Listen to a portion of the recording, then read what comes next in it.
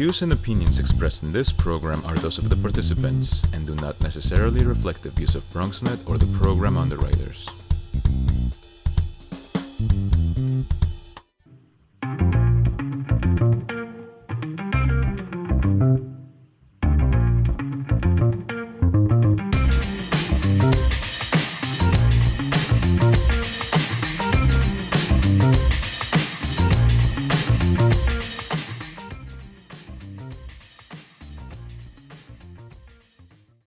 Good evening. Welcome to the Bronx Buzz. This is BronxNet's program where we talk to photographers and videographers and all different people, filmmakers, people who produce all kinds of different things in the Bronx.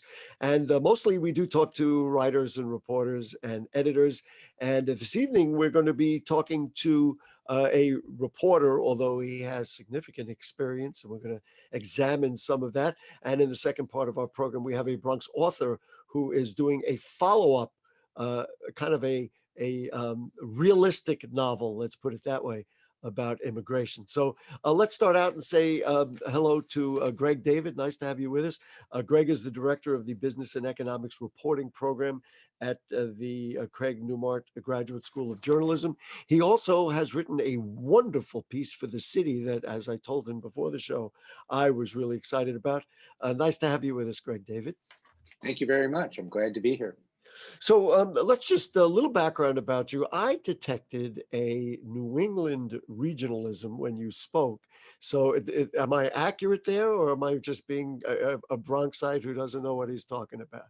No, and you didn't go to SUNY Binghamton either. I was born in Buffalo, New York, and most people think that I actually come from Chicago, where I worked for like 8 years. But in fact, then when I moved to New York in 1985, all these people looked at me and said, "Oh, you're from Buffalo." And I said, "How the hell do you know?" And they said, "Well, I went to SUNY Binghamton with all these people from Buffalo." So there's a difference between the various A's, but there are a lot of people in New York who catch me. Well, I caught you and I got it wrong. That's okay. Yeah, we're realistic. We can accept that. Talk to me about journalism and what your passion was, and maybe a little bit about your background so we can understand how you got to where you are. Well, I became a journalist in 1970, long before most of the people watching this were born, right? I was in Sarasota, Florida, and I took a break from college and I went on to the Sarasota Herald Tribune. My next stop was the Charlotte Observer. I wound up being on the national desk when a recession hit in 1974. And I said to myself, oh, these stories are very interesting. I moved to Chicago. I wound up working for a trade publication covering insurance for a company called Crane Communications. Crane was one of the first of two people to start a regional business publication, Crane Chicago Business. I became the #2 editor about 6 months after it started. I stayed there till 1985 when I moved to New York to take charge of Crane's New York business. I ran the place till 2010. I was till 2008, I think. I stayed till 2010 as a editorial director. In 2010, I left and went to the J School, but I continued to contribute to Crane's as a columnist and opinion writer. But they decided to end my contract last year after 35 years and 2 months exactly. Well, welcome to journalism, my friend. Yeah, I spent a long time there. But the city, I knew Jerry from Hester, who's the editor from the J School, and they were happy to have me come on as a contributor, where I'm covering the economy and the city and state fiscal issues. Well, you know what's interesting is you mentioned that, and I told you before the show that something about your name was familiar to me. The Cranes connection, now I know why. You moderated a forum at Botanical Garden, and I was one of the reporters, I believe, who asked you a question at that event, somewhere at the beginning of this century. I don't know when it was. So we have crossed paths before. So there you go. When I was doing all those forums, and we would do 10 a year, I interviewed every mayor but the current one. I was moderating the Cranes debate in 2013 of the candidates, and de Blasio skipped him. Wow. Well, listen, we could tell the truth. He didn't come on Bronx Talk either when we invited each candidate as we were going into that election. It's a long story. Let's not get into it. Anyway, I do want to get to the story that you wrote. And I told you prior to the program that I love the headline. The headline of the story that Greg wrote is "Hard Times Are Nothing New for the Bronx, but This is Different." And I will introduce this conversation by saying, as soon as I saw the pandemic was happening, as soon as we understood that it was people with comorbidities like asthma, diabetes, and even opioid addiction, I said, boy, oh boy, you better look at the Bronx first because we're going to get hit. And it took a little while for the numbers to catch up, unfortunately, but ultimately they did. I think, what have we had? I think I saw 5,000 Bronx died from a coronavirus. I have said it on the program before. One of them was my mother, which I'm so sorry to say, but it's reality. Talk to me about why you wrote that this was different than other hard times we've been through in the Bronx. Well, that is a line from Ruben Diaz, the borough president, when talking to him. And he pointed out, there were the crime spree of the 90s, there was the burning of buildings in the 70s, but now we have so many things happening at the same time. You just talked about the death rate. While there have been more deaths in Queens and Brooklyn on a per capita basis, the Bronx is a little higher. But the Bronx unemployment rate, when I wrote the story, was 21%. That's the kind of unemployment rates the country saw in the Great Depression. And probably the New York unemployment rate was not quite 20%. It came down a little bit in the last figure to 18%. But the Bronx is still the worst hit county in New York State. The unemployment rate is more than double the national rate. The economic situation is somewhere close to disastrous. I wrote a lot about in the story about food insecurity, enormous number of people needing food in the Bronx, and what's coming whenever it happens, whenever the eviction moratorium is lifted, an enormous housing crisis. Now you might ask, the first question is why? Well, the Bronx has the largest number of what economist Jim Parrott of the New School calls face-to-face workers. People who worked in restaurants, people who worked in hotels, people who worked in the industries that have been hardest hit in this downturn. And it has the fewest number of people who work in jobs that can be done remotely. So that's why the Bronx unemployment rate is near 20%, and the Manhattan unemployment rate is near 10%. And it is a very serious situation. I will take a quote from your article and I guess from your interview with the borough president. And he said the difference is that with COVID, there has been an uptick in drug use, an uptick in crime, an uptick in unemployment, an uptick in food insecurity, and an uptick in sickness. So, one of the things that I like to do, because listen, we analyze all the problems, I like to begin to look at solutions. And I'm going to throw out two things, and you can bat them about as you choose. Number one, there are a lot of Bronx people I'm seeing right now establishing farmers markets and really saying, just like they did in the 70s when the Bronx was burning, we can't wait for government to bail us out. We're going to take control ourselves. And to the degree they can, I'm seeing, if you want to look at an uptick in kind of a participatory approach. I don't believe that will be sufficient. I think we're just going to need governmental help, probably from the federal government. At the moment, that doesn't appear to be on the way.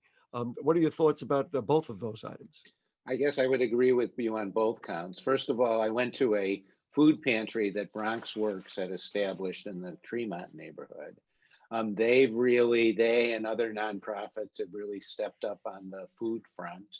And I think that great work is being done to deal with the food crisis. But no, I'm actually working on a story about commercial rent evictions that'll come out in a week or so. And, I was on the phone with somebody today who said, the state and the city cannot solve that problem with scale. Well, the state and the city can't solve the economic problem at the scale required without federal aid. So we're talking about 2 weeks before the election. Everything would appear to hinge on the election. Maybe there'll be some stimulus beforehand, maybe there won't. A Democratic victory will bring a Democratic victory for the presidency and the Senate will bring substantial federal aid after January. Will it be enough? I don't know, but it'll be something. Yeah, who knows? You know, one of the other things you mentioned, and actually it related to a couple of things that I've seen. Frank's Sporting Goods store, which is on Tremont Avenue, is really being hard hit because Nike canceled their contract with Frank's. They attempted to do the same thing around River Avenue in Yankee Stadium, but the Yankees interceded, as did Major League Baseball, and those businesses were saved. But the 161st Street bid, among the many wonderful, business corridors we have, is being hard hit. Yankees haven't really partnered up, and I know they're being hard hit as well, but I'm not seeing the Yankees going bankrupt at this point. Is that unfair of me to take a look over there, like the Carrie Goodman is doing, and saying, "Hey guys, what do you think? It's our neighborhood," Well, I talked to him for the story, of course. The Yankees wouldn't talk to me, but there was a piece yesterday. There was a demonstration outside Yankee Stadium, and the Yankees issued a press release saying I saw on the clip, saying they've spent millions in helping the neighborhood, but I don't know where those millions are going. It's not going to the stores. Remember, the stores have had a very hard time even getting local aid because they have seasonal businesses. So in the beginning, when the first city loan programs and aid programs came out, they wanted to know, compare to your revenues in January and February. Well, that works for most businesses, pre-COVID revenues, but it didn't work for those businesses. Right. And so it is unclear if the city is sending a sufficient amount of aid to the Bronx. We do know that the Bronx did not do as well on federal PPP loans as other of the boroughs did. And there was also a lot of confusion about those monies. In many cases, they said, well, we applied, we did everything we should, but it didn't, it kind of didn't come back to us. Greg David, I am just thrilled that we've had this initial conversation. I'm sorry that things ended with cranes, but we get to benefit because if you write more for the city, please write about the Bronx, come back to the program, and because we could, believe me, we could follow this through a long way. I mean, about our small businesses, about our housing, about our health issues. I mean, we cover that all the time on BronxNet and on this program and my other program, Bronx Talk. So thank you for joining us. And thanks for the great article. It stimulates our thought. I believe it inspires us to work harder together, which is the way the Bronx works. And that's an ironic way to put it, Bronx works. But anyway, Greg, I'm so happy that you were on the program this evening. Thank you very much. And I do intend to follow this story. All right, here you go. And if you need something, BronxNet and me, we're all here. Anyway, thank you so much for joining us. Folks, we're going to take a short break. And as I mentioned at the top of the show, we've got an author who is a very experienced guy, has written a book about immigration, and now he's in the middle of his second book about immigration. And we'll talk to him in just a moment. We'll be right back. Election Day is Tuesday, November 3rd. Remember, we're not just voting for president, we're also voting for local representation here in the Bronx. Vote411.org/ballot is a great resource to find out what other races are happening and who's running to represent your community. Simply enter your address, then click Show My Races. You will see a sample ballot displaying the presidential race and other local races taking place in your district. Early voting starts between October 24th to November 1st, and absentee ballots are due no later than November 3rd.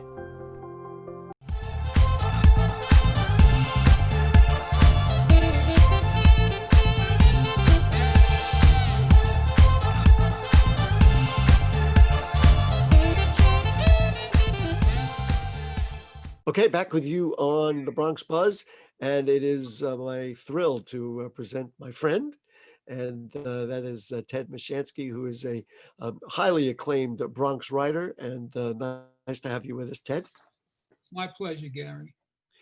And the reason I say highly acclaimed is Ted knows I've been around some of the Bronx writing clubs and circles, and Ted seems to belong to all of them. And many of the writers who are in there learning writing and developing their writing look up to Ted because he's been a writer for a very long time. But let's just do a little background. You actually were a school teacher prior to your full writing career. Why don't you give us a little background about that? Well, I was a teacher in the Bronx for 35 years during the day, and then another 15 years I did GED around Fordham Road on Creston Avenue. Put it all together, you got 50 years of teaching experience. And did you love it? I loved it, yes. I loved the kids, and strangely enough, the adults who were mostly immigrants, really. I loved them too because they really wanted to learn it, and they made it so easy. Uh, that's a wonderful thing, and of course, you have either intentionally or unintentionally segued right into what we're what we're here to talk about. And now, before we even get into the specifics, how prolific are you? Do you write every night? Are you one of those people that just has to wait for it comes in a dream and you wake up and you're like, aha, now I got it, you spit it out? Because I know you write so many different things, whether it be poetry or short form or long form. Just talk to me about the muse and how it develops. Well, when I retired, I really didn't know what to do with myself. So I was doing a lot of walking actually all over New York City, particularly down the bike path along the west side. And when I would be walking, I would be thinking and about different things, and characters and voices and different things came to me. One of the interesting things about my books that I really did not realize until a short time ago is that all of them are New York City and mostly Bronx oriented. And that comes from living here, working here, and constantly walking around and seeing the different possibilities. And those things turned into plot lines and characters. I'm going to reach into my own education, which takes me back to Lehman College, and I was an English major. You may or may not know that.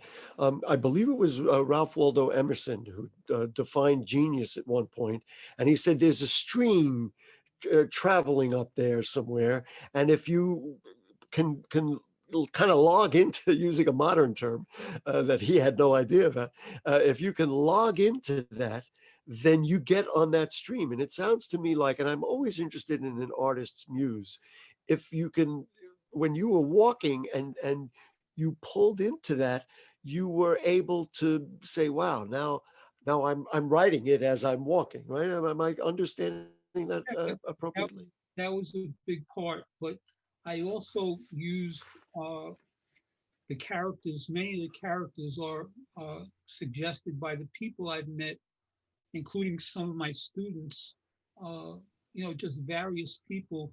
And it's, being an artist and writing is an art, but everything can be an art. If you put your heart and soul into it, everything is an art because it's the act of creativity, okay? So to me, writers are supposed to write every day. I don't know about that, but every day to me is a thinking day. It's a day where I'm going through different things in my mind. There are all these possibilities, and those possibilities grow. Starcross, for example, the voices in Starcross, they would come to me in clarity when I was walking up and down the west side. I would hear my mother's voice, my father's voice, and it would be like they were there with me. And sometimes it could be very painful because when you lock into that, part of yourself is opened up and part of it is revealed, and you have to relive things. And some of those things can be great, and some can be very unpleasant. But you have to go through it to realize your work. Let's then move from Starcross. A brief description of that, which is fascinating. Your books are classified, or these books anyway. How many books have you done, by the way? Well, actually, I've done 5, and I'm working on another one now, but 4 are in print. The fifth Um, one is on a shelf. Yeah. The Star-Crossed and what is now going to be Star-Crossed America classified as fiction, but you've been very clear that they really are not really fiction, but as we say in on television and movies, based on a true story. Let's talk about Star-Crossed and how it led to what you really want to talk about, and that is the new one that's coming out, Star-Crossed America. Yeah. Well, Star-Crossed is 90% fact, and it's interesting because some of it is really so fantastic. When you read through it, I didn't know that my father had been involved in some things that were historically true. He escaped from a concentration camp, and he fought with Abba Kovner in a guerrilla group that were called the Avengers. And they actually, at some point, not only did they fight the Nazis and kill them, in actual combat, they weren't like that other movie where they were always in the defensive thing. They went out and they actively fought. But these people were so hurt in their hearts that when the war ended, they sought vengeance, and they got it. They actually wreaked havoc. They had a plan to kill not thousands, but millions. They wanted to kill millions of Germans. And the story goes, and this is all in the New York Times, by the way. My father was involved in that, and I didn't know that. So strangely enough, on his deathbed, prior to him dying, he started talking to me about the war, and he never had done that before. And he revealed certain things. And when I started to look into that, I realized there was a book there. And my mother's story was very similar. So how do we move? I really want to focus on Star-Crossed America that is coming out. Let's talk about that. How did, people can look up Star-Crossed. How did we move from Star-Crossed to the fact that you're doing a sequel, a follow-up, a companion piece in Star-Crossed America? Well, what happened was I wasn't going to do this because writing Star-Crossed was too painful. And I actually wrote that in the beginning of my next book and the other books. I said, if you're waiting for Star-Crossed, you're going to have to wait because I just can't put myself through that. And that was about 5 or 6 years ago.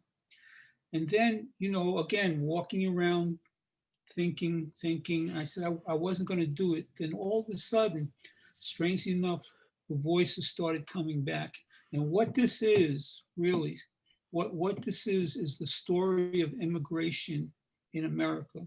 It is not just about Jewish people. Star-Crossed is about the Holocaust, that's true. But other groups of people have gone through their own version of the Holocaust. But Star-Crossed America is the immigration story in the Bronx. It starts when Star-Crossed ends, they're leaving Europe. Star-Crossed America starts when they come to New York City and settle in the Bronx. And when you can't speak English and you have no skills, that's rough. Now, it could be a Dominican family, it could be an Italian family, it could be any family, but the immigration problems here in the Bronx are pretty much the same. We had a special program on Hispanic Heritage Month, and there were many revelations. I had 12 Bronx elected officials on, and one of them, who's an assembly member, Victor Pichardo, revealed that he was left. I was just so outraged by it. He was left back in one of the grades in grade school because his English hadn't come up to par yet. And I was then thinking, and one of the things you addressed when you talked about teaching children in Bronx schools, it's almost like it's riding under the radar, this immense issue in the Bronx that is like, well, okay, yeah, we know that there are immigrants, but now let's move on. This is what you're focused on in Star-Crossed America, right? Do I have that right? Yeah, well, that's a big part of it. But we're not just dealing with children, we're dealing with, adults, my mother and my father, and the stress that you go through when you can't provide for your family. You see, my father, he was not a well-educated man. My mother was very well-educated, but he wouldn't let her out to work because it didn't fit that family model. So when you get right down to it, the family's put under this tremendous pressure, because it can't function normally. So that brings on a whole different set of family problems, which could demolish the family. And of course, children are always affected because, they're the most defenseless of all. But yes, in terms of, I've seen exactly what you're talking about in the school system. oh, sure. And I meant that as an example. I certainly wasn't limiting the concept to children. When I was at a doctor's office having my own appointment, and then somebody came behind me, and clearly they did not speak English. We talk about disparities in healthcare, the fundamental human right, frankly, that you can, be cared for if you're sick. And then the person behind me came in and was addressing the receptionist in Spanish. That receptionist was able to speak Spanish, and I kept thinking, what if they come across a doctor or receptionist who doesn't, when you go to the doctor's office, I mean, you gotta be loved, and so I fully understand it. In terms of the writing of it, is it based on reality? Are you kind of conjuring up a story? Just give us some of that. No, it's based on reality. I mean, uh, when people asked about Star-Crossed, and not so much Star-Crossed America, because in Star-Crossed America, people aren't being killed in the streets. They're not being thrown into concentration camps. They may be abused, but I'm not imaginative enough to make up this stuff.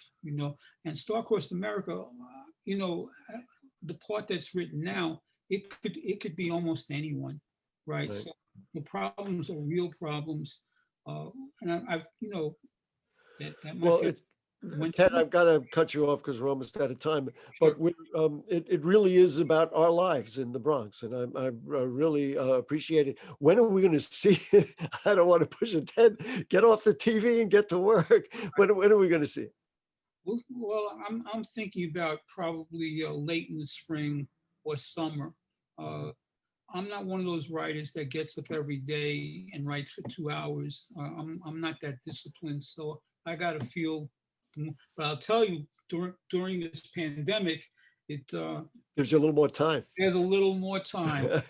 Yeah. Ted Mieszczanski, thank you so much for your thoughtfulness, for your real interest in our borough. And as I told you, as soon as you said hello to me and I got that Bronx accent, hit me right where I live. And I really appreciate you and all the work you do and your passion for for the people of our home borough. Thank you. I love living in the Bronx. I've been all over the world. There's only one Bronx. There you go. I mean, listen, how could you not love Ted Mieszczanski if you're a Bronxite? Folks, that'll do it for the Bronx Buzz this evening.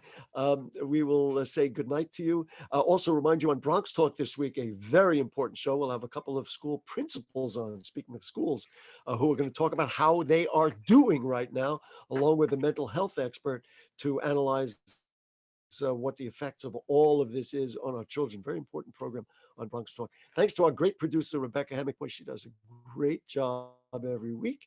And we'll see you next week. Good night.